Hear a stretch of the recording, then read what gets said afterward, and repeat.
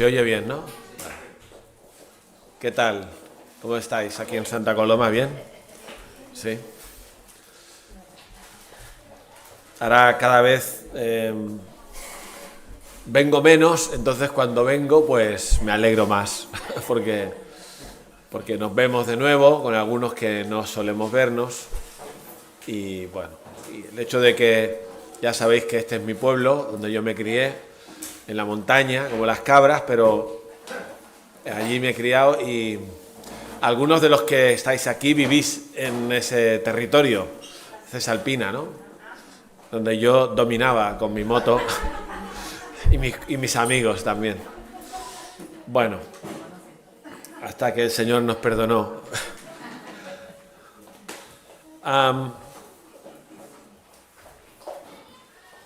El mensaje de hoy me pasó un texto, Isaac, que es Isaías, capítulo 9, podéis buscarlo en vuestras Biblias o móviles o lo que sea.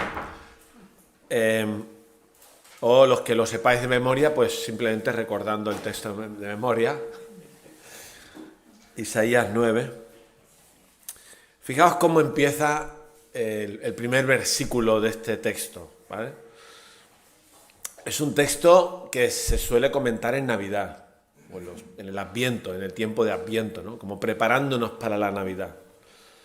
Y eso que se escribe 700 años antes del nacimiento de Jesús, pero es un texto pues profético, ¿no? Una profecía brutal, porque tú imagínate que alguien puede decir algo que va a ocurrir dentro de 700 años. O sea, dentro de 700 años, ¿qué año sería? El 2724, ¿no? Bueno, igual ya no habrá ni mundo, pero imagínate que alguien pudiera decir lo que va a pasar. Esto es lo que encontramos en estos textos de Isaías, ¿no? Y me gusta cómo empieza porque dice: mas no habrá siempre oscuridad para la que está ahora en angustia. Tal como la aflicción que le vino en el tiempo en que livianamente tocaron la primera vez a la tierra de Zabulón y a la tierra de Neftalí, pues al fin llenará de gloria el camino del mar de aquel lado del Jordán en Galilea de los gentiles. El pueblo que andaba en tinieblas vio gran luz. A los que moraban en tierra de sombra de muerte, luz resplandeció sobre ellos. Vamos a parar aquí. Fijaos que este es un mensaje de esperanza, porque la primera frase lo que dice es que no habrá siempre, mas no habrá siempre oscuridad para la que está ahora en angustia. Está hablando de alguien que estaba en angustia, pero está diciendo que no siempre será así, ¿no? Es una palabra de esperanza. Habla de angustia, habla de oscuridad. En el versículo 2 hemos leído: el pueblo que andaba en tinieblas vio gran luz, los que moraban en tierra de sombra de muerte, luz resplandeció. Son palabras muy duras, ¿no? Para expresar en qué consistía esa angustia y esa oscuridad. Hay esa expresión de tinieblas y también de tierra de sombra de muerte. O sea, es como qué estaba pasando, ¿no? Pero se dice, no será para siempre, porque al final habrá una luz que alumbrará en esa oscuridad, habrá una luz que alumbrará en esas tinieblas, ¿no? Por lo tanto, esto es un mensaje de esperanza. La oscuridad de la que habla aquí pues tiene que ver con el contexto histórico en el que el pueblo de Israel estaba y lo que estaban viviendo, pero podríamos decir para nosotros que también a veces pasamos momentos de tinieblas o de nuestras oscuridades personales o de angustia, que también hay luz para nosotros, para nuestras vidas, ¿no? Entonces, es una palabra de esperanza, ¿no? No sé cómo tú estás viviendo ahora mismo. El texto del que vamos a hablar no tiene nada que ver con nosotros. Es una cosa de guerra, de problema militar entre pueblos y las consecuencias de todo eso. Pero cualquiera de los que estamos aquí, pues pasamos momentos de oscuridad, de incertidumbre, de tinieblas. A veces por nuestro propio pecado, como alguno ha dicho que ha pecado ayer, con sus hijas, ¿no? El pecado oscurece nuestra vida. O sea, cuando yo peco, se me oscurece, ¿no? Pero hay esperanza incluso para esto, porque no es para siempre, ¿no? Habrá un día en que ya no habrá pecado. Incluso aún habiendo ocurrido, hay esperanza porque existe el perdón de Dios. ¿Sí o no? Entonces, frente a muchos tipos de oscuridad, angustia, tinieblas, la Biblia siempre nos presenta un mensaje de esperanza. Ahora, creo que vamos a entender en qué consiste esa esperanza si vemos también un poquito del contexto que estaban viviendo el pueblo de Israel en este momento cuando se dice esta palabra profética. Por cierto, que aunque no lo hemos leído, en nuestro texto que nos toca para hoy, acaba con porque un niño, versículo 6, nos ha nacido, hijo nos ha sido dado. ¿Veis que tiene esta esperanza? Tiene que ver con un niño que ha nacido, dice que ha nacido, pero que también interpretamos que es una palabra profética porque tiene que ver con Jesús, ¿no? Con un niño que nacerá, ¿no? Ahora, ¿por qué estaban en oscuridad? ¿Qué clase de angustia era la que estaba experimentando el pueblo? Bueno, si fuéramos al capítulo 7, que solo lo voy a explicar, no lo vamos a leer. Capítulo 7, os explico el contexto histórico, es que hay un imperio que está empezando a crecer, el imperio asirio, ¿no? Hay un rey que se llama Tiglat-Pileser, bonito nombre, para tus nietos e hijos, Tiglat-Pileser. Y este ya empezaban, como todos los imperios, a intentar conquistar, ¿no? Entonces estaban acercándose a la tierra de Palestina, en general, a la parte esa oeste, ¿no? de Oriente Medio. Y entonces lo que pasa es que Siria, que ahora está en la tele, Siria, ¿veis? Siria, que estaba al norte de Israel, y Israel se asocian para defenderse de la posible invasión que les viene encima, ¿no? Eso es lo que está pasando. Y Israel y Siria le piden a Judá, que es el otro reino, hay tres reinos, ¿no? Siria, Israel y Judá, porque os acordáis que el pueblo de Israel se dividió en dos reinos.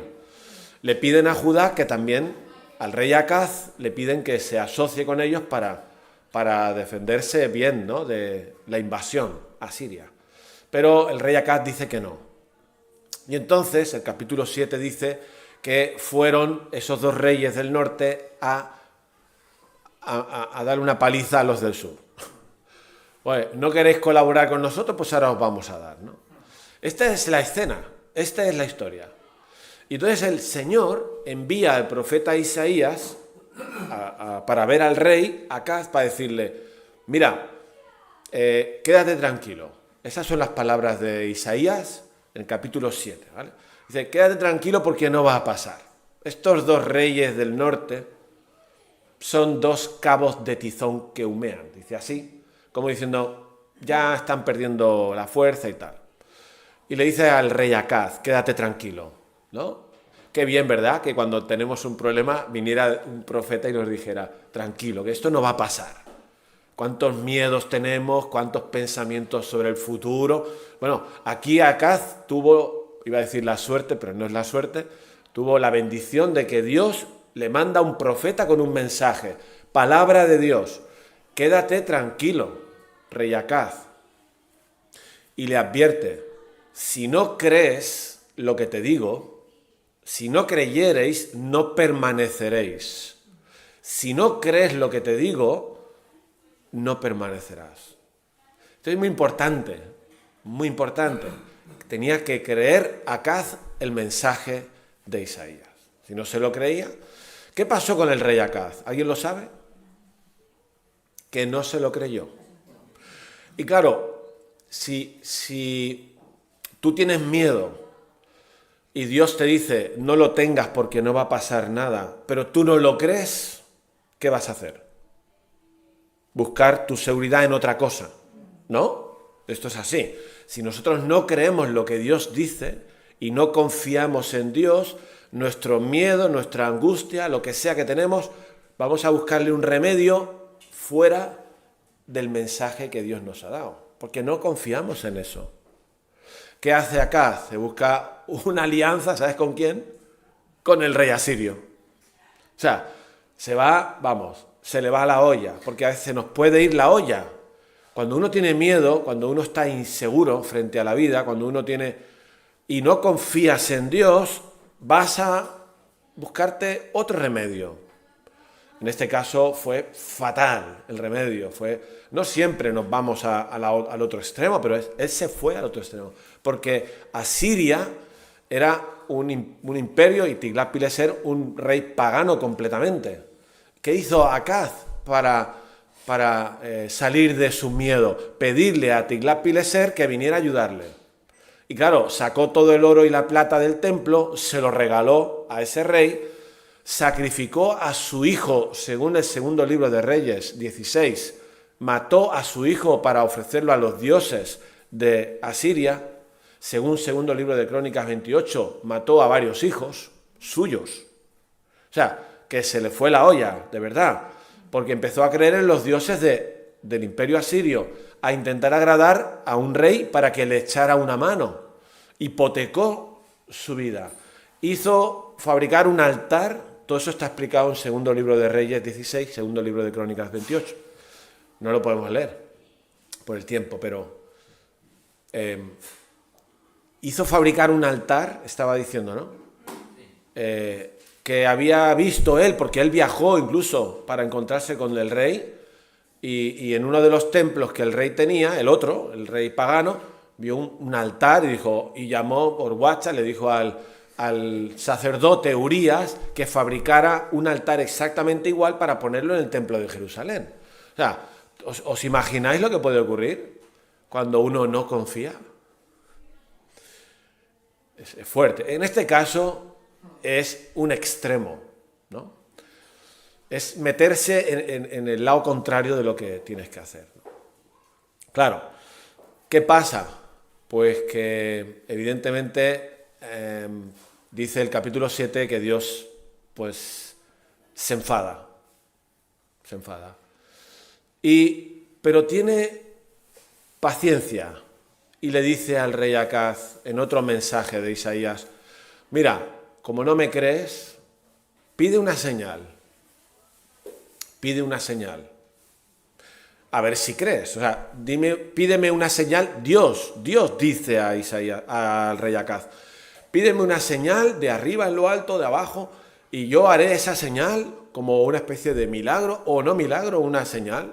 Algo que me pueda confirmar que la palabra de Isaías era verdadera. ¿Sí? ¿Y sabes qué dijo Acaz? No tentaré a Dios. ¿No? Y entonces ahí Isaías le dice, ¿cómo sois, casa de David, ¿no? Que sois molestos a los hombres, pero también sois molestos a Dios.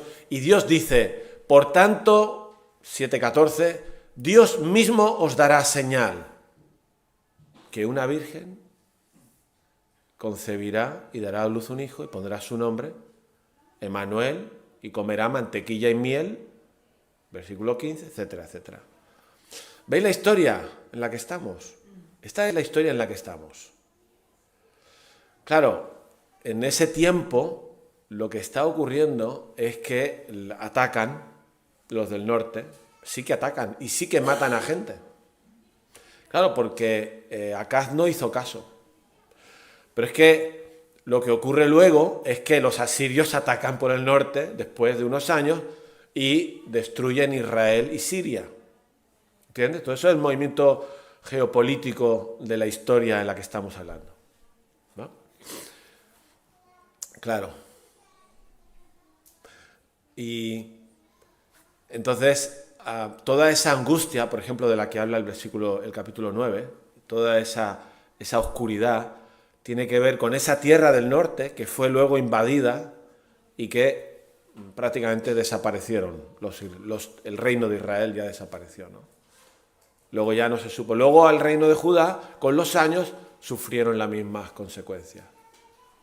Fue un desastre. Fue un desastre. Interesante que el Señor quería darles una señal para que creyeran. Ahora, Acaz no creyó ni aceptó lo de la señal. ¿Sabes por qué?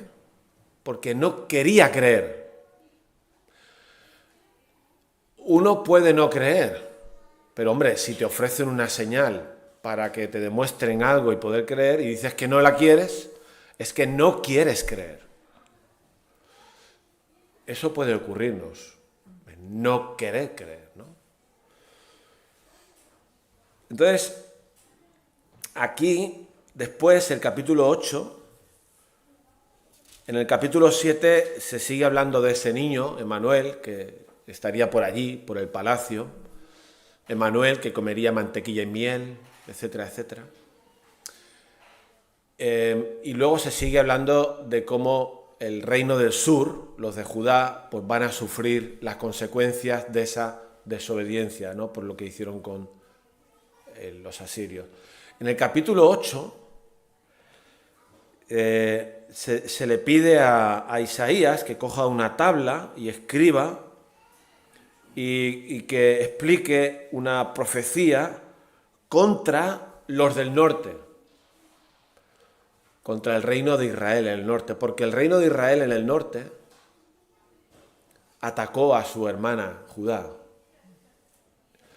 Y tiene eso también su juicio, su castigo de parte de Dios. Entonces, en Isaías 8 vemos que se avisa de que el rey de Asiria va a venir y os va a destruir en todo el norte. Y es lo que pasó, ¿sí? Y por acabar este repaso histórico, lo que el capítulo 8 dice también es que justamente por no confiar da la impresión de que algunos estaban entonces buscando a encantadores, adivinos, que susurran hablando.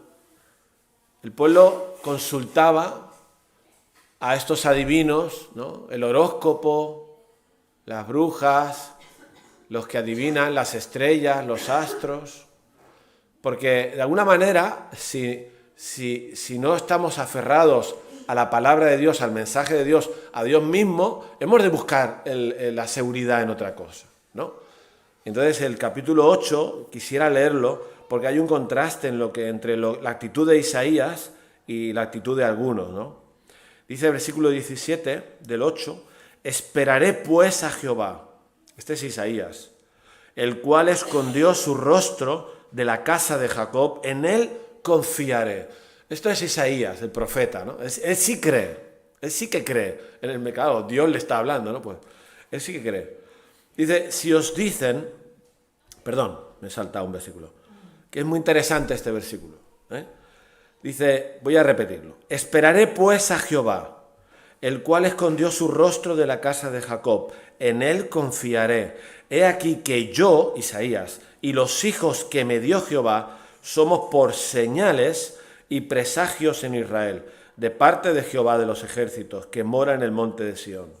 Y luego, si os dicen, preguntad a los encantadores, a los adivinos, que susurran hablando, responded, ¿no consultará el pueblo a su Dios?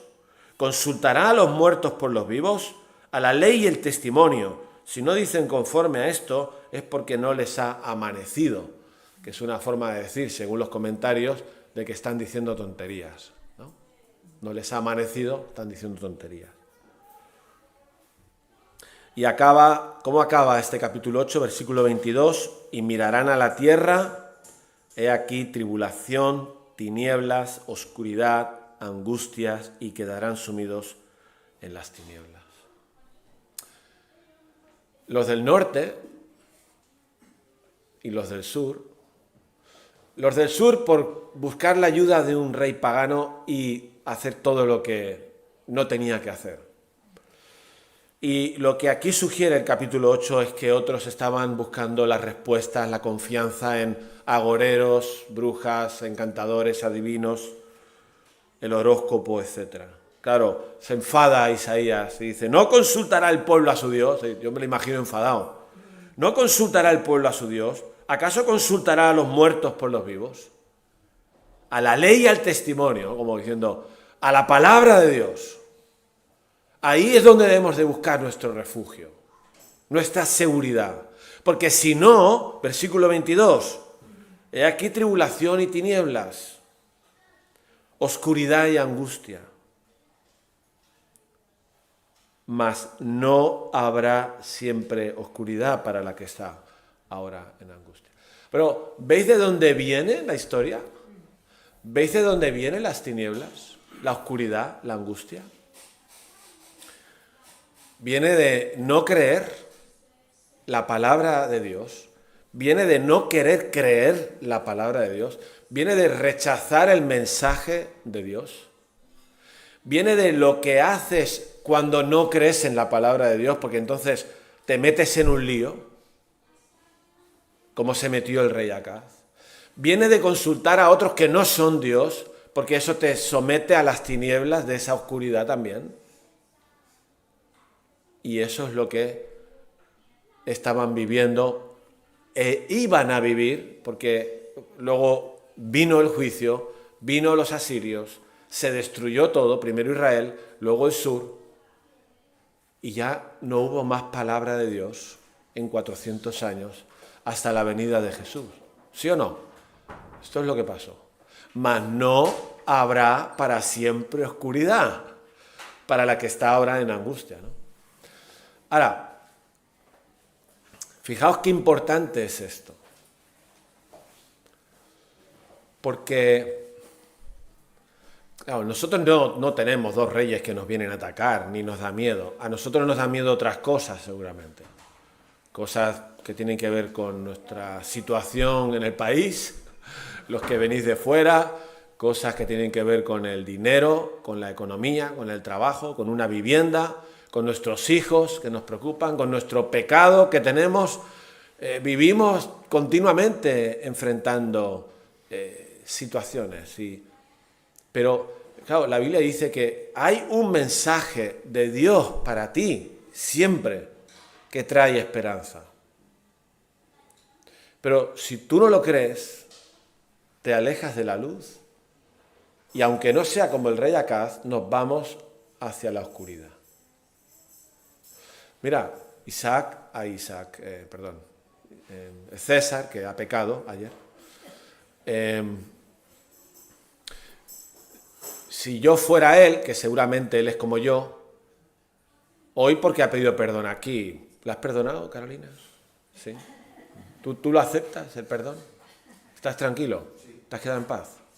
Muy bien. Pero si no lo creyera, ¿y si yo peco y en el fondo no creo que la gracia de Dios me alcanza con el perdón, con la sangre de Cristo? ¿Y si no lo creo? Porque yo estoy empeñado en que, jolín, otra vez he fallado yo y pongo el peso de la solución en mí. Si yo no creo que Dios me perdona de verdad y se olvida, si yo no lo creo, ¿a dónde voy? No estoy confiando. Y si no confío, voy a hacer otra cosa que está mal hecha. O me quedo en la oscuridad de la culpa, con la agresividad que eso genera, hacia afuera o hacia adentro. ¿O qué? Fíjate qué importante es el mensaje. Hay esperanza porque Dios se empeña en mandar un mensaje y se requiere de nosotros creer ese mensaje y obedecer ese mensaje. Si no creyereis, no permaneceréis. Ya se lo dijo el Señor al rey Acaz. Si no creyereis, y hermanos, no creemos.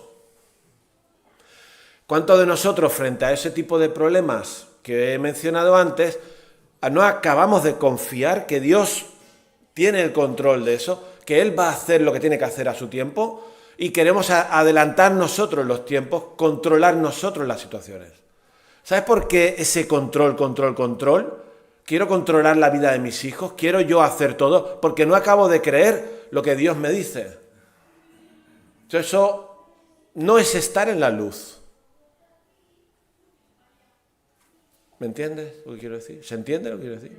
No sé si estáis de acuerdo o no. Eso del control, el miedo, la culpa, son nuestra falta de fe a lo que la palabra de Dios dice.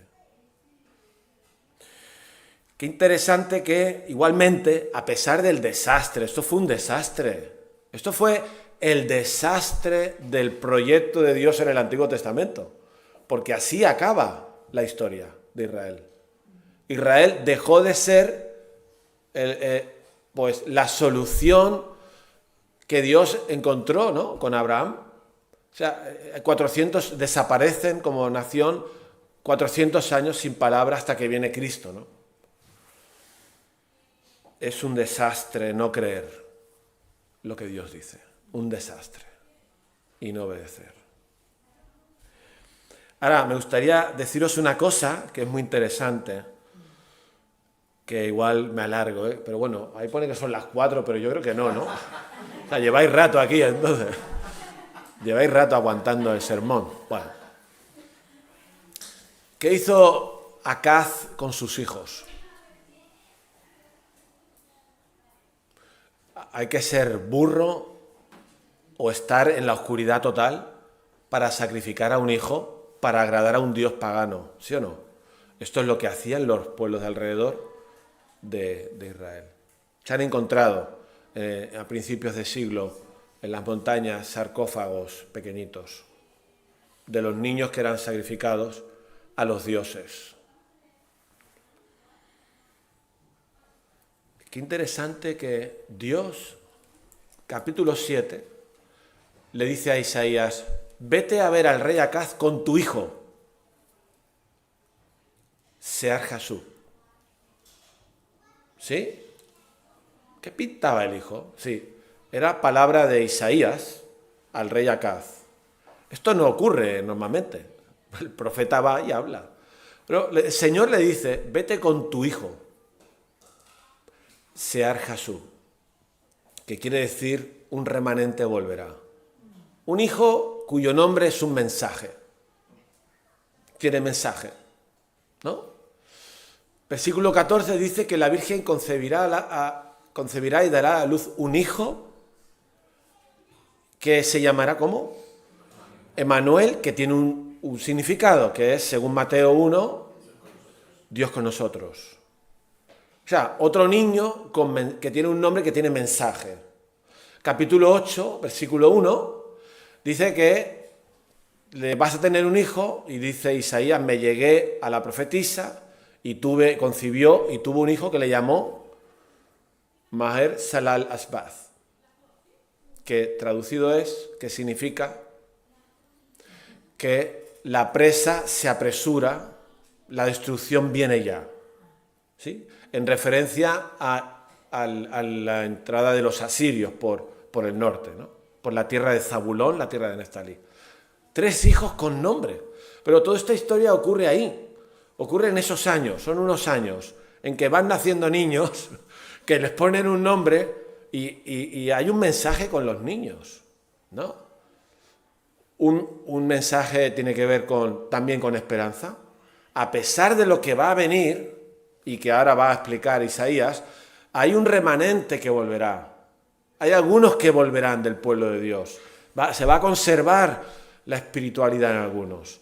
El otro nombre también es un nombre con esperanza, porque quiere decir Dios con nosotros. Quiere decir que a pesar de todo y en medio del miedo que tenían que tener, Dios está con nosotros.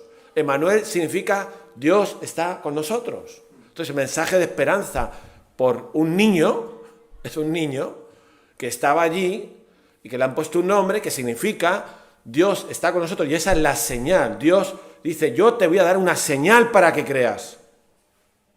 Emanuel es la señal.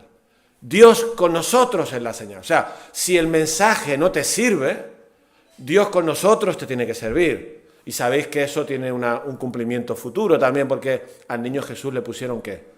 Emmanuel. ¿Quién es Jesús?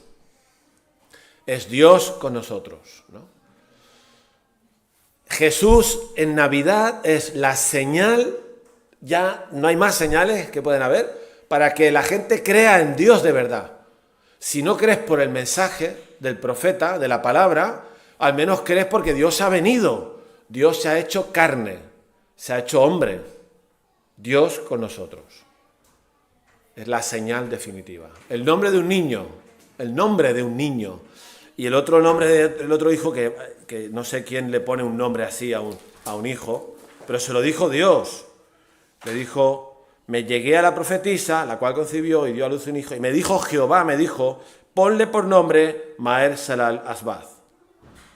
Porque antes que ese niño, sepa decir Padre mío, Madre mía, será quitada la riqueza de Damasco y los despojos de Samaria, delante del rey de Asiria. Hay niños. Acaz ha matado a sus hijos. Isaías va acumulando hijos con mensaje. Y que se presentan allí. ¿Y qué dice Isaías en 8:18? ¿Qué dice? He aquí, cuando él expresa su confianza en el Señor, esperaré pues a Jehová, el cual escondió su rostro de la casa de Jacob, en él confiaré, he aquí que yo y los hijos que me dio Jehová somos por señales y presagios en Israel de parte de Jehová, de los ejércitos que mora en el monte de Sión. Algunos comentaristas, que Emmanuel también es hijo de Isaías, porque no era la palabra virgen, alma en hebreo. En la Septuaginta sí que se usa la palabra virgen, pero en la Biblia hebrea no se usaba la palabra virgen, sino doncella o mujer joven. Así que algunos dicen que Emmanuel también fue hijo de Isaías, y ese texto de 18, he aquí que yo y los hijos que me dio Jehová son señales, y hemos dicho que Emmanuel era una señal, ¿no? Parece que todos eran hijos de Isaías.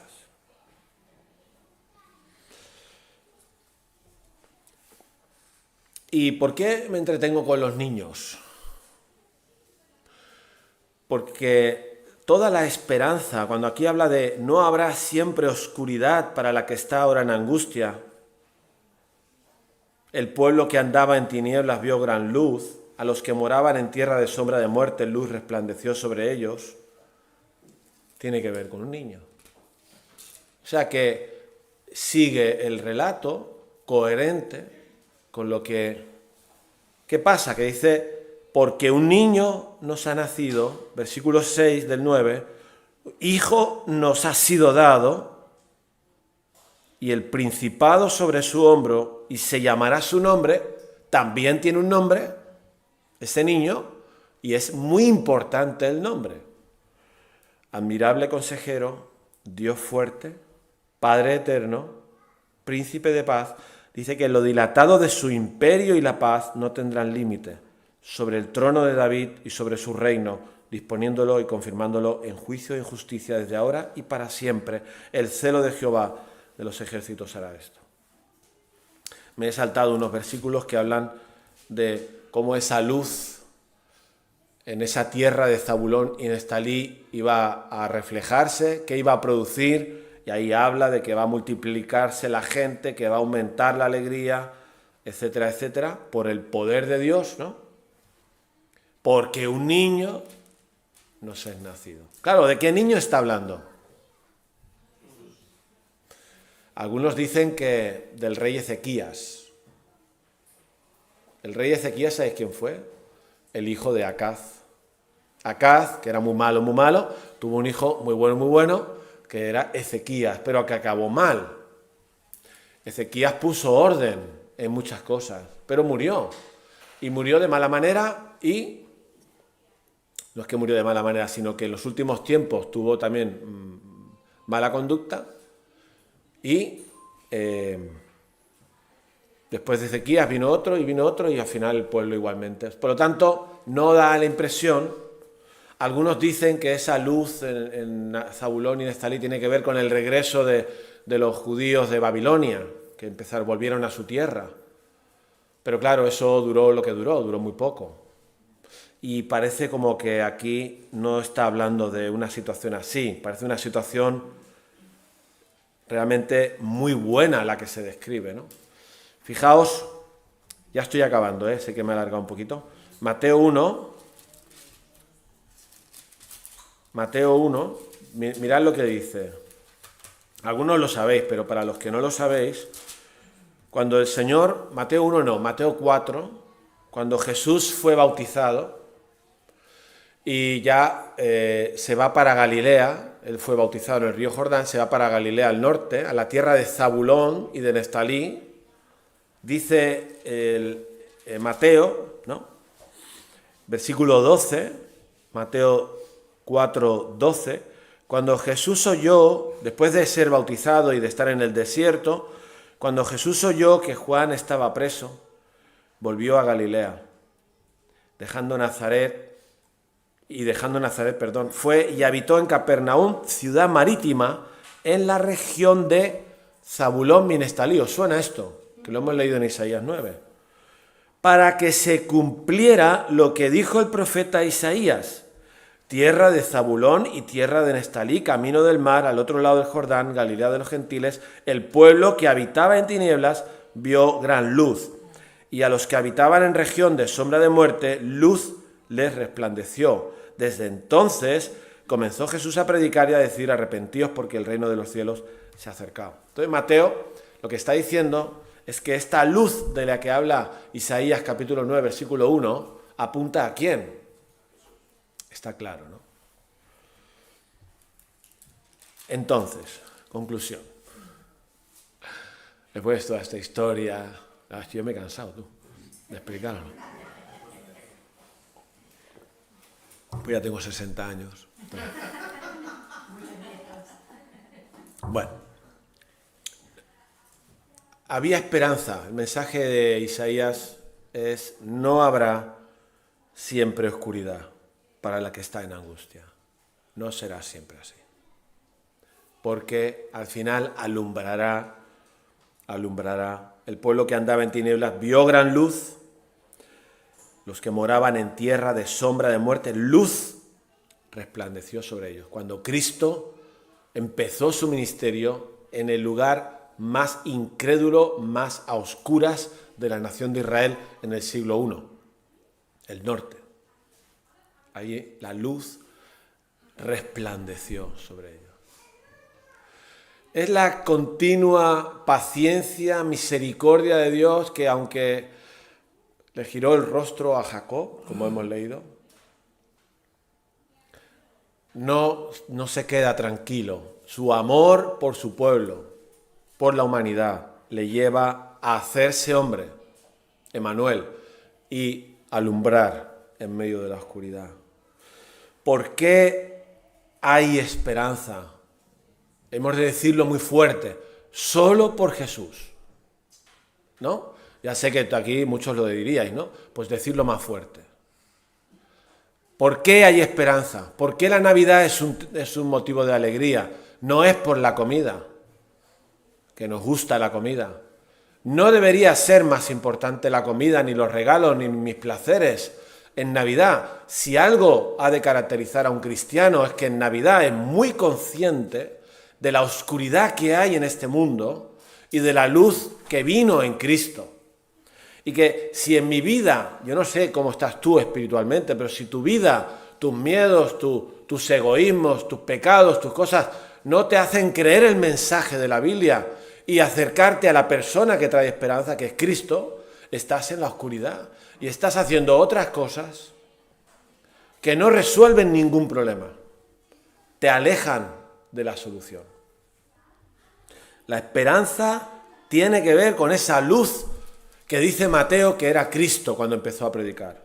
La esperanza tiene que ver con el niño que nos ha nacido. Un hijo nos es dado y será el que gobierne finalmente. Ese sí que será el rey, no Acaz, ni Ezequías, ni David, no. Ese será el rey finalmente. Y él es admirable consejero. Te tiene que convencer su nombre. O sea, si en alguien hay que buscar consejo, no es en los adivinos, las brujas, el horóscopo, la filosofía de este mundo, es en ese niño que se llama admirable consejero. Es tan bueno como consejero que es admirable, ¿no? Como decían la gente cuando le escuchaban después del Sermón del Monte. Es que nadie ha hablado así, ¿no? Se admiraban de su doctrina. Esta es tu esperanza, es acercarte a Jesús, porque en Él tienes el consejo que necesitas. Pero si no nos acercamos a Jesús, que es la luz y que es el que tiene el consejo, entonces, ¿dónde nos estamos acercando? ¿A quién nos estamos acercando? ¿Qué mensaje estamos aceptando? Él es Dios fuerte, no es solo un palabrero que tiene buenos consejos, es Dios fuerte, quiere decir que tiene el poder para actuar en nuestras vidas. No hay nadie más poderoso que Cristo, nadie. Es un niño, pero es poderoso. Es Dios fuerte, ¿no? Él es Padre eterno, no es la primera persona de la Trinidad. Quiere decir que ese rey del que está, pues un rey del que está hablando, Jesús, es como un padre. Nos trata como un padre, como Dios a Israel, con paciencia, con ternura, con disciplina también, porque también se necesita, pero que insiste, que nos busca. Es como un padre y es el príncipe de paz. Es el único que puede traer paz. De hecho, lo dice el texto. Lo dilatado de su imperio y la paz no tendrán límite sobre el trono de David y sobre su reino. No tendrán límite. Este es el niño. Esa es la esperanza. ¿No? Claro, para quienes le hemos conocido y sabemos quién es, hoy es un día, después de escuchar este sermón, pues de darle gracias a Dios, porque la luz, su luz nos alumbró un día y pudimos entender quién es Cristo, que solo Él es la esperanza. Y yo puedo celebrar la Navidad muy bien, muy contento, ¿no? Si estoy pasando por una circunstancia difícil, también tengo que hoy decir, Cristo es mi esperanza, porque en Él puedo encontrar el consejo, el poder, el amor de un Padre, el príncipe de paz. Si algo va a resolver mi vida, mis problemas, mi situación, mi oscuridad, mis miedos, mis pecados, etcétera, es Cristo, no hay nada más. No es la gente, no son las personas, no es la iglesia evangélica, es Cristo. Por eso somos cristianos, porque seguimos a Cristo. Ahora, yo me pregunto, pensando en nosotros como cristianos, muchos de nosotros, no sé cuántos, si realmente acudimos a Él, a su palabra, y le creemos a Él, y confiamos en su poder, confiamos en su mensaje. Este es el mensaje de esta historia del rey Acaz. Lo que él hizo mal fue no creer en el mensaje de la palabra de Dios y no querer creer en el mensaje de la palabra de Dios. Y Dios le dijo, pues toma señal para que creas, que voy a venir a la tierra a ver si de una vez creen en mí. ¿Y qué hicieron los judíos con Jesús? ¿Creyeron? Lo mataron. Ni señal ni señal. Se cargaron al Mesías. Lo mataron. Qué duro es el corazón del ser humano, que con la señal de las señales tampoco quiere creer. Qué pena, ¿no? ¿No es una pena? Y eso nos trae a nosotros una aplicación, ¿no? Porque los que hemos conocido esa luz, Jesús lo dijo, yo soy la luz del mundo, y el que me sigue ya no andará en tinieblas. El que dijo eso también dijo, vosotros sois la luz del mundo. Un mundo en oscuridad. Los cristianos, los que han encontrado en Cristo su luz y en la palabra de Él el mensaje de esperanza, tenemos la obligación, responsabilidad, privilegio, compromiso de alumbrar donde estamos. Si no estamos alumbrando, es que no hemos entendido nada de la oscuridad y de la luz. El mundo está a oscuras, no está con luz, aunque haya luces en los escaparates. Está a oscuras. La gente se pierde. La gente que no cree en Cristo se va al infierno. Y nosotros somos luces para alumbrar en esa oscuridad y ayudar a las personas a encontrar las luces, la luz. la luz de Jesús, ¿no? Estamos aquí para eso. Y por último, la cuarta cosa que quería decir. Realmente este texto, incluso si lo queremos entender como su cumplimiento, como cuando Jesús vino, tampoco es completo. Porque cuando Jesús viene, lo matan, estamos nosotros aquí, hemos conocido a Jesús, la luz verdadera, y seguimos luchando con la oscuridad, ¿no? Claro, ¿qué es lo que me dice este texto? Es que realmente mi esperanza definitiva es cuando me encontraré con Cristo en su segunda venida, ¿no? ¿Sí? O sea, es la esperanza, no estaremos para siempre en angustia porque vino Cristo una vez, pero definitivamente porque Cristo volverá. Y entonces ya se acabó todo, se acabará todo. Y eso nos tiene que alegrar y nos tiene que desear ese encuentro.